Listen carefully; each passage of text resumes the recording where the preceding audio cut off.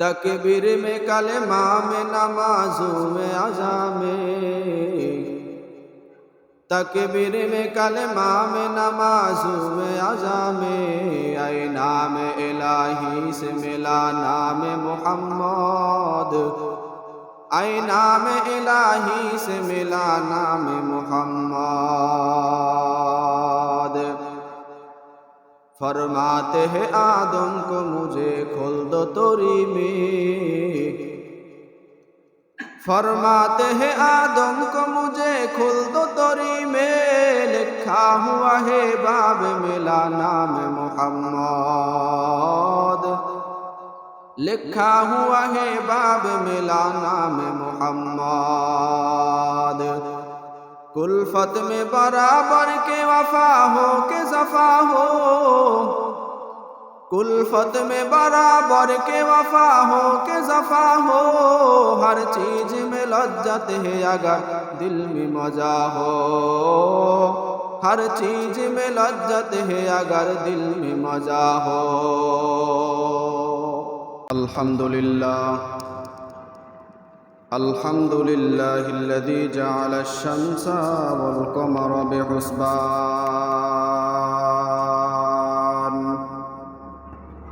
One नज्मा वश-शजरा यस्जुदान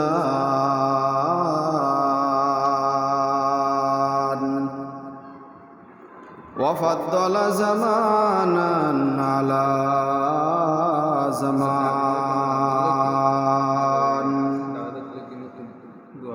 कमा फद्दल मकानन अला मकान व इंसानन अला इंसान व नशहदु अल्ला इलाहा इल्लल्लाह वहदहु ला शरीका लह व अशहदु अन्ना मुहम्मदन अब्दुहु व रसूलुहु अरसल रसूलहु बिल हक्कि बशीरन व नज़ीरा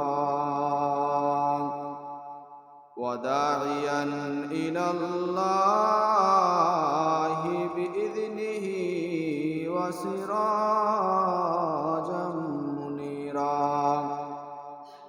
अम्मा बादु फ़अऊज़ु बिल्लाहि मिनश शैतानिर रजीम बिस्मिल्लाहिर रहमानिर रहीम अरअयतल्लज़ी युकज़्ज़िबु बिद्दीन फ़ज़ालिक अल्लज़ी यदउल यतीम वला यहुद्दु अला तुआमिल मिस्कीन फ़वैलुल लिल मुसल्लीन अल्लज़ीना हुम अन सलातिहिम साहून अल्लज़ीना हुम युराऊना व यमनऊनल माऊन। अक़ाल रसूलुल्लाहि सल्लल्लाहु अलैहि वसल्लम अव्वलु मा युहासबु बिहिल अब्दु यौमल क़ियामतिस सलाह औ कमा क़ाल अलैहिस सलातु वस्सलाम। अल्हम्दुलिल्लाह, আল্লাহ রব্বুল আলামিনের দরবারে লাখো কোটি শুকর যে রব্বুল ইজ্জত দয়া করে মায়া করে কবুল করে প্রতি জুমার ন্যায় আজকেও আল্লাহর হুকুম আদায় করার জন্য আল্লাহর ঘর মসজিদে আসার বসার তৌফিক দান করেছেন। এজন্য রব্বুল ইজ্জতের দরবারে শুকর আদায়ার্থে অন্তরের অন্তরস্থল থেকে জোরে সোরে আওয়াজ দিয়ে বলি আলহামদুলিল্লাহ। আল্লাহ রব্বুল আলামিনের অসংখ্য অগণিত নিয়ামত আমাদের উপর বর্ষিত হয়েছে। আল্লাহ তাআলার যে নিয়ামতের কোনোদিন শুকরিয়া আদায় করে শেষ করা সম্ভব না, আল্লাহ তাআলা আমাদেরকে সুস্থ রেখেছেন, ভালো রেখেছেন এবং তার দেওয়া হাত এবং পা চোখ দিয়ে আমাদেরকে আল্লাহর ঘর মসজিদ পর্যন্ত আসার তৌফিক দান করেছেন। এজন্য আবারও বলি আলহামদুলিল্লাহ। এখন চলতেছে রবিউল আউয়াল মাস। কি মাস? রবিউল আউয়াল। আজকে রবিউল আউয়াল মাসের 4 তারিখ। কয় তারিখ? 4 তারিখ। এই মাসটা অত্যন্ত গুরুত্বপূর্ণ একটা মাস, যেই মাসে আমাদের নবী হযরতে মুহাম্মদ মুস্তাফা সাল্লাল্লাহু আলাইহি ওয়াসাল্লাম জন্মগ্রহণ করছেন। বলেন আলহামদুলিল্লাহ। আল্লাহর রাসূলের নাম আসলে কোনো মজলিসে যদি রাসূল সাল্লাল্লাহু আলাইহি ওয়াসাল্লামের নাম শোনা যায়, সেই মজলিসে একবার রাসূলের নামে দুরূদ পড়া ওয়াজিব। একবার দুরূদ পড়া কি ওয়াজিব। এজন্য আমরা সবাই বলি সাল্লাল্লাহু আলাইহি ওয়াসাল্লাম। একবার পড়ার দ্বারা আল্লাহর রাসূলের উপর দুরূদ পৌঁছে গেছে। হাদিসের ভিতরে আসছে, আল্লাহর রাসূল বলেন, যদি কোনো বান্দা আমি নবীর উপর দুরূদ পড়ে, তখন আমি নবীর রওজা মোবারকে কবরে ফেরেশতা যে ব্যক্তি দুরূদ পড়ছে তার বাবার নাম সহকারে আমার কাছে সংবাদ পৌঁছায় যে উমুকের ছেলে উমুক আপনার উপর দুরূদ পড়ছে। এক হাদিসের ভিতরে আসছে, আল্লাহর রাসূল সাল্লাল্লাহু আলাইহি ওয়াসাল্লাম বলেন, যে ব্যক্তি আমি নবীর উপর একবার দুরূদ পাঠ করে, আল্লাহ তাআলা তার উপর 10টা রহমত বর্ষণ করেন। বলেন সুবহানাল্লাহ। একবার দুরূদ পড়লে কয়টা রহমত? জোরে কোন কয়টা? 10টা। 10টা আল্লাহর রহমত নাজিল হয়। এজন্য রাসূলের প্রতি বেশি বেশি দুরূদ পড়া চাই, ঠিক কিনা? আল্লাহর রাসূল সাল্লাল্লাহু আলাইহি সাল্লাম বলেন, যদি কেউ আমি নবীর দিদার পেতে চাই, আমি নবীর সাথে স্বপ্ন যোগে সাক্ষাৎ পেতে চাই, তাহলে সেজন্য বেশি বেশি দুরূদ শরীফ পাঠ করে। বেশি বেশি কি করে?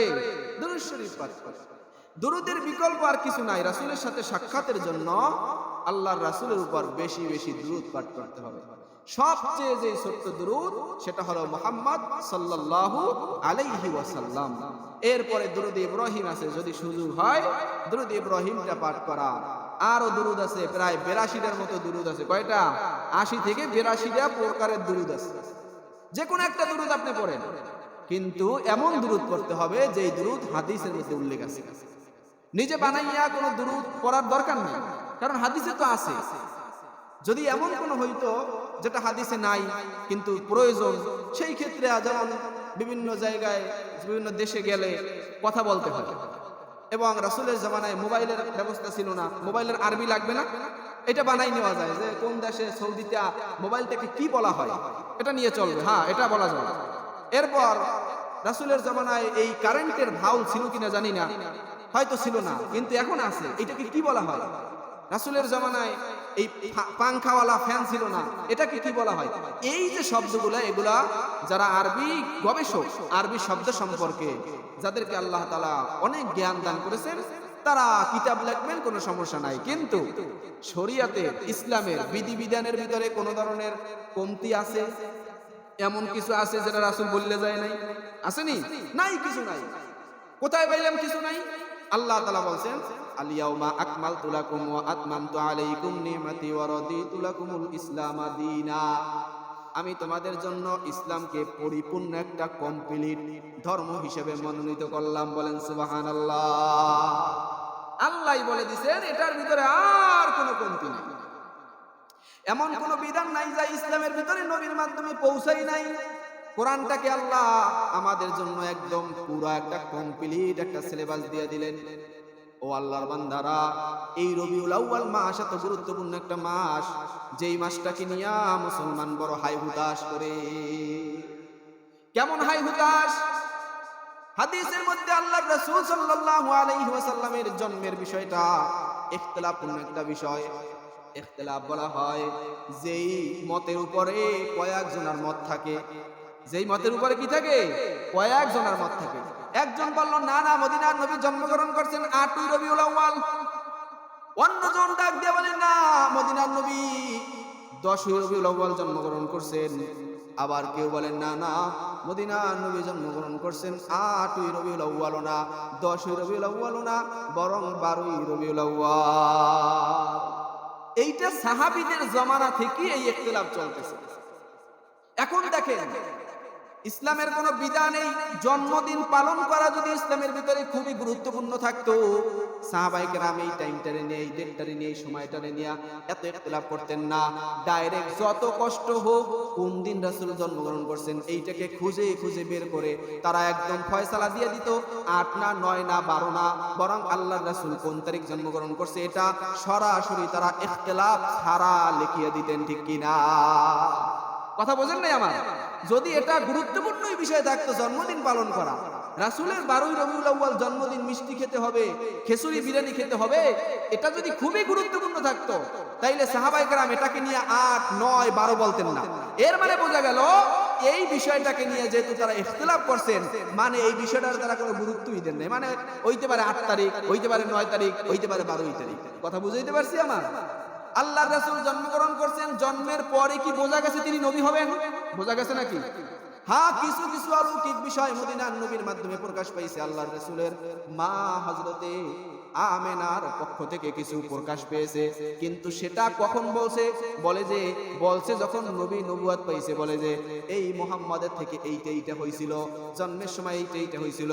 আমেনা তো আগে বলে নাই, বলে মুহাম্মদ যখন আমার গর্ভের থেকে বের হয়েছে একা একা বের হয়েছে। কোন সুবহানাল্লাহ।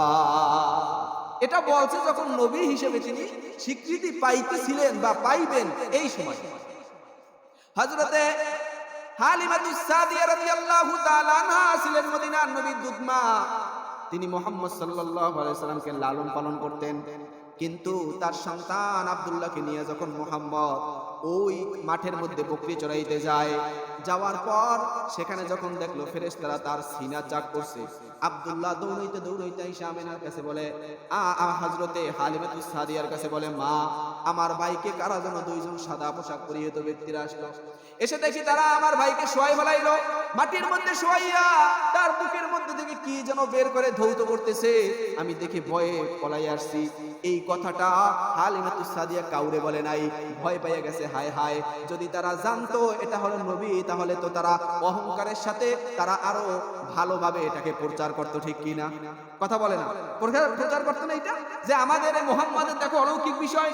তারা ফেরেশতারা এসে তার সিনা চাক করছে, কিন্তু কারো কাছে বলে নাই, বরং ভয় পেয়ে গেছে। হালিমাতুস সাদিয়া তাড়াতাড়ি মুহাম্মদের বুকের সাথে নিয়া ডাক দিয়ে তাড়াতাড়ি দৌড় ওই মক্কার মধ্যে যাইয়া হযরতে আমিনার কাছে বলে, আপনার সন্তানকে আপনি রেখে দেন, এটাকে আমি আর রাখতে পারবো না।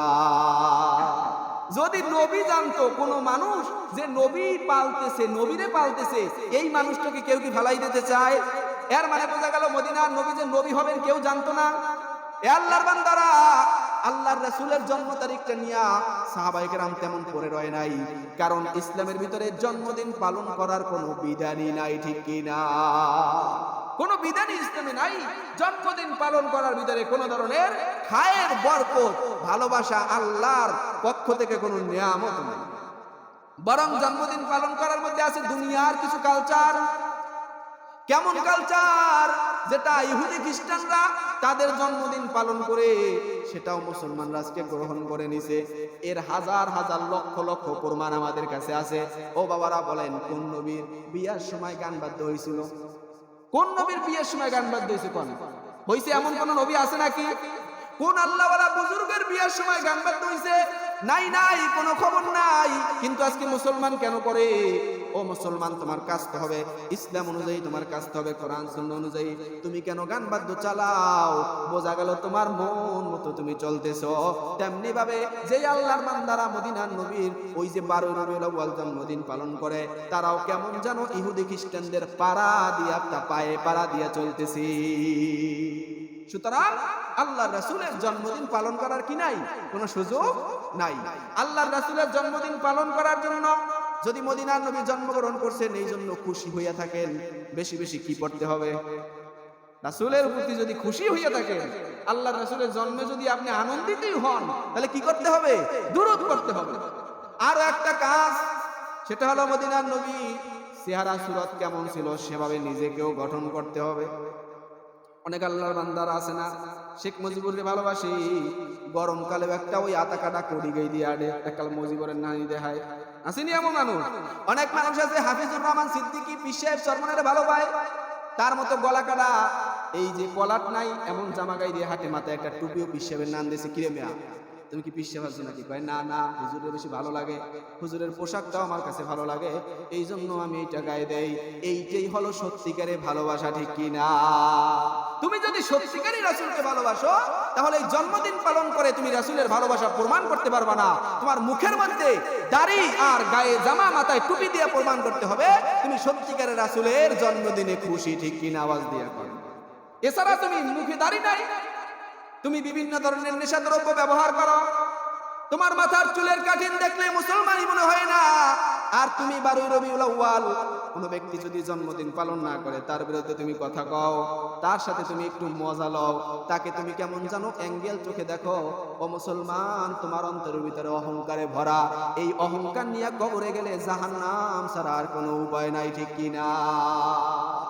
এই জন্য আল্লাহর রাসূলের জন্মদিন পালন করা, যদি কেউ খুশি হইতে চায় তাহলে সেজন্য রাসূলের সুন্নাতগুলোকে মেনে নেয়। এটার দলিল কি দেখেন, মদিনার নবী বলেন, ও সাহাবীরা আমার, যদি কেউ আমি নবীকে ভালোবাসতে চাও তাহলে তারা আমার সুন্নাতকে ভালোবাসো। কুল ইন কুনতুম তুহিব্বুনাল্লাহ ফাত্তাবিউনি ইউহিব্বুকুমুল্লাহ আল্লাহু ইয়াগফির লাকুম যুনুবাকুম আল্লাহু গফুরুর রহিম। বলেন আল্লাহু আকবার। আল্লাহ রাব্বুল আলামিন বলেন, হে দুনিয়ার মানুষ, যদি কেউ আমার নবীকে ভালোবাসতে চাও, যদি আমি আল্লাহকে ভালোবাসতে চাও তাহলে আমার নবীকে ভালোবাসো। আমার নবীকে ভালোবাসলে আমি আল্লাহকে ভালোবাসা হবে। সুতরাং নবীকে ভালোবাসার মাধ্যম হলো আল্লাহর রাসূলের সুন্নাতগুলোকে মানা, ঠিক কিনা? মান আহাব্বা সুন্নতি ফাকাদ আহাব্বানি ওয়া মান আহাব্বানি কানা মাই ফিল জান্নাহ। আল্লাহর রাসূল বলেন, যদি কেউ আমি নবীকে ভালোবাসতে চায় সেজন্য আমার সুন্নতকে ভালোবাসে, আর যে আমার সুন্নতকে ভালোবাসবে সে আমার সাথে জান্নাতের মধ্যে থাকবে। বলেন সুবহানাল্লাহ। এই হাদিসের মধ্যে তো বলা উচিত ছিল, যদি আমি নবীকে কেউ ভালোবাসতে চাই, যদি আমি নবীর মহব্বত কেউ অন্তরের মধ্যে ঢুকাইতে চাই, সেজন্য আমার জন্মদিন পালন করে। এইটা বলা উচিত ছিল না? যদি আপনি আজকে জন্মদিন পালন নিয়ে এত উন্মাদ হইতেছেন, নামাজেরও খবর নাই, যেই বান্দারা রাসূলের জন্মদিনের জন্য খুশি হইয়া রেলি বের করে, সারা দেশ সারা এলাকা চক্কর দেয়, রাসূলের জন্মে খুশি খুশি খুশি, এই বান্দারা খিচুড়ি খাইয়া সবাই চলে যায়, কেউ নামাজটাও ঠিক মতো পড়ে না, ঠিক কিনা? খোঁজ দিয়ে দেখেন, এই রেলিওয়ালারা নামাজ ঠিক মতো নাই, পর্দাপুশিদার কোনো খবর নাই, কিন্তু এই আল্লাহর বান্দারা রাসূলের আশিক দাবি করে, রাসূলের মহব্বতের স্লোগান দেয়। ও আল্লাহর বান্দারা, সর্বশেষ কথা হলো, রাসূলের আশিক যদি দাবি করতে চাও, রাসূলের জন্মে যদি সত্যিই খুশি হও, তাহলে তোমার চেহারা সুরতে আল্লাহর রাসূলের আদর্শ প্রমাণ পেতে হবে, ঠিক কি না? এইটাই হলো রবিউল আউয়াল মাসের বয়ান। রবিউল আউয়াল মাস অত্যন্ত গুরুত্বপূর্ণ মাস। এই মাসে আল্লাহর রাসূল জন্মগ্রহণ করছে, যদি সত্যি তুমি খুশি হও তাহলে একটা রোজা রাখো। কেমন জানো কি খাওয়া খাইতেছে, ওরে খাওন কেটা দেখে নষ্ট বানাই ফেলাইতেছে খাওন। খুশি হইলে তো রোজা রাখি, আল্লাহরও খুশি করা উচিত। অতিরিক্ত খাওয়ায় কি আল্লাহ খুশি নাকি? কথা কয় না। বেশি খাওয়ায় আল্লাহ খুশি? তাহলে তো নবী একদিন খাইতেন আর একদিন উপবাস থাকতেন না, কি আছে না এমন হাদিস? হাদিসের ভিতরে আছে না, আল্লাহর রাসূল একদিন খাইতেন আর একদিন খাইতেন না। জিজ্ঞেস করা হইতো, ইয়া রাসূলুল্লাহ, আপনি কেন একদিন খান আর একদিন খান না? মদিনার নবী বলে, আমি যেদিন খাই সেদিন আল্লাহর শুকরিয়া আদায় করি, আর যেদিন না খাইয়া থাকি, যেদিন রোজা রাখি, সেদিন আমার মাওলার কাছে আমি ধৈর্য ধারণ করি, আর আমি আল্লাহর কাছে বেশি বেশি দোয়া করি। বলেন সুবহানাল্লাহ।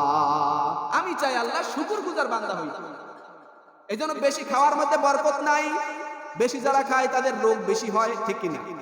কম যারা খায় তাদের রোগ কম হয়।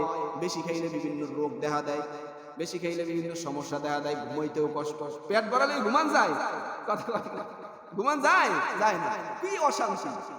এবার ঠান্ডা পানি খায়, আরসি খায়, কি খাইয়ে পেট কমায়। এই জন্য অল্প খাবেন। আল্লাহর রাসূল বলে, খানাকে তুমি 3 ভাগ করে খাও। কেমন 3 ভাগ? 1 ভাগের মধ্যে তোমার খাবার থাকবে, 2 নাম্বার ভাগের মধ্যে তোমার পানি থাকবে, আর একটা ভাগ তুমি খালি রাখবা, তাহলে ওই খানাটা প্রসেসিং হইতে সহজ হইবে। আর যদি তোমার গলা পর্যন্ত খাও, ওটা তো একটা প্রসেসিং হয়ে একটা ময়লা আবর্জনা হওয়ার একটা ব্যবস্থাপনা করতে হবে। কিন্তু খাইছো গলা পর্যন্ত, ওই পেটের ব্যথায় মাথা ধরে, চোখ ধরে, হাত ধরে, বিভিন্ন লিভার ধরে, সব কিছু সমস্যার একমাত্র কারণ হলো খাবার। এই জন্য আমি শুনছি বর্তমানে অধিকাংশ ডাক্তারদের কাছে গেলেই রোগের জন্য বলে না খাইয়ে থাকেন, কি কয় না খাইয়ে থাকলেই সুস্থ থাকবে। আবার ডায়াবেটিসের রোগ হইছে বলে খাওয়ান বন্ধ, চিনি বন্ধ, গরুর গোশত বন্ধ, হার্টের সমস্যা, প্রেসার লো হাই, সব জায়গায় খাওয়ান বন্ধ, খাওয়ান বন্ধ, খাওয়ান নাই বলে। এর মানে বোঝা গেল খাওয়ানে সুস্থ রাখে না, না খাওয়ানোর ভিতরেই বরকত, কম খাওয়ার ভিতরেই বরকত। আল্লাহর রাসূলও কম খাইছেন, সাহাবায়ে কেরামও কম খাইছেন।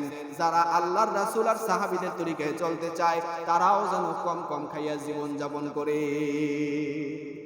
হ্যাঁ, যদি কারো টাকা পয়সা থাকে সাথে সাথে সে দান খয়রাতও করে, ভালো ভালো খাইবে, বেশি করে খাইবে, কোনো সমস্যা নাই। খাইয়ে জানো আলহামদুলিল্লাহ, আবার খাইয়ে জানো কয় যে আমার খাওন আমি নিজেই অর্জন করছি, অহংকার যেন না করে, সে যেন আল্লাহ শুকরিয়া আদায় করে, তাইলে আল্লাহ আর রোগ ফোক দিবে না। কথা বুঝছেন? আল্লাহ কি দেবে না? রোগ দিবে না।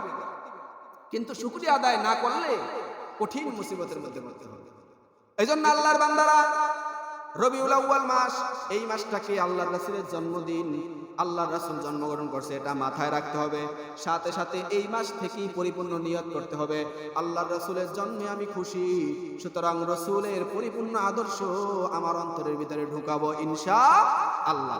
কোন ইনশাআল্লাহ ঢুকাবো? ইনশাআল্লাহ ঢুকাবো। দাড়ি রাখবো, মাথায় টুপি দিয়ে হাঁটবো, সুযোগ যদি হয় একটা পাঞ্জাবি যেটা রাসূলের তরিকা সেটা গায়ে দিয়ে হাঁটবো। ইহুদি খ্রিস্টানরা যা পরে সেগুলো পরবো না, ফুল প্যান্ট শার্ট এগুলো না পরার চেষ্টা করব। কোন জায়গায় বেড়াইতে গেলে সুন্দর সুন্দর পাঞ্জাবি বের হয়েছে এখন, ওই নাই পাঞ্জাবি, বিভিন্ন কালেকশন, সুন্দর সুন্দর কালেকশন আছে, দেখলে যেন মুসলমান মনে হয়। তাই টুই পন্দার দরকার নাই, পাঞ্জাবি দিয়ে ভালো ইনকোয়ারি চলা যায় সুন্দরভাবে সেজে। দাড়ি যদি বড় থাকে দাড়িটার মধ্যে একটু তেল লাগাইয়া মোজগুলারে ছোট করিয়া একটু সুন্দর ভাব নিয়ে চলা যায়, অনেক সুন্দর স্মার্টও দেখায়। অনেক মুসলমান মনে করে না না দাড়ি কাটিয়া ক্লিন শেভের মধ্যে একটা সৌন্দর্য। আরে বেটা, দাড়ি রাখিয়া দেখো, তোমার দিলেও পুরো শান্তি, তুমি মুসলমান, আবার অন্তরের ভিতরেও শান্তিও পাওয়া যাবে। আল্লাহর রাসূলের তরিকার মধ্যেই শান্তি, এছাড়া অন্য কোনো জায়গায় শান্তি নাই। শান্তি যদি খুঁজতে চাও মুসলমান, কোরআন এবং হাদিসের মধ্যেই শান্তি। কোরআন আর হাদিস ছাড়া অন্য কোনো জায়গায় শান্তি খুঁজলে শান্তি পাইবা না। এই জন্য রবিউল আউয়াল মাস থেকে আমরা নিয়ত করব আল্লাহর রাসূলের সব সুন্নতগুলো মেনে চলার চেষ্টা করব ইনশাআল্লাহ।